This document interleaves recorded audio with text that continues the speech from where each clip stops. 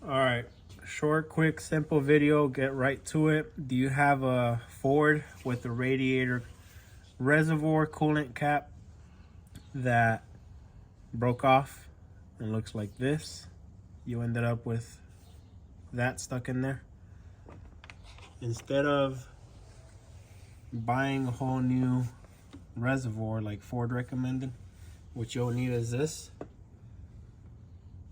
2 needle nose pliers, 2 small fine flathead screwdrivers, and very little WD-40. Do not do this while this is hot or warm, because the pressure will possibly get some hot coolant on you and burn you. So what you do is you take these are called whelpers, but you can use a regular needle nose. You stick it here, and then you just start turning clockwise.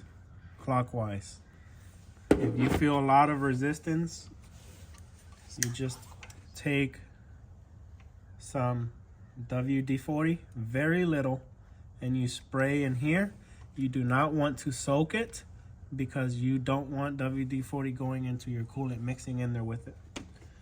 Then once you get it up high enough, you want to also pry around it, work it up. As you can see, mine broke here a little bit, so I moved on to work in a new area. You work around it. Eventually you will get high enough that you can grab it with 2 and work it out the rest of the way.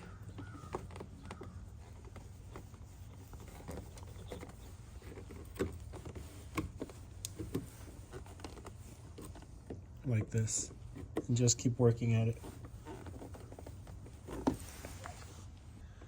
All right, so it took a little bit more effort than you would think, because you'll see why. So you just keep on grabbing the edges here, and you pull and you pry and you pull and you pry. Try not to break it all apart, because that increases your chances of having debris go into your coolant reservoir. So once it comes off, this is what it's gonna look like. This rubber here is what's keeping it tight in there. Look what it looks like in there. There's no thread on the inside. It's smooth, but this seal is what keeps it from coming out. So when you get it out, look in there and look for any little particles. Sometimes you might lose. If you start breaking it apart, that spring in there might fall out and go into your reservoir. But that's what the inside looks like, and this is what this looks like. And yeah, that's it.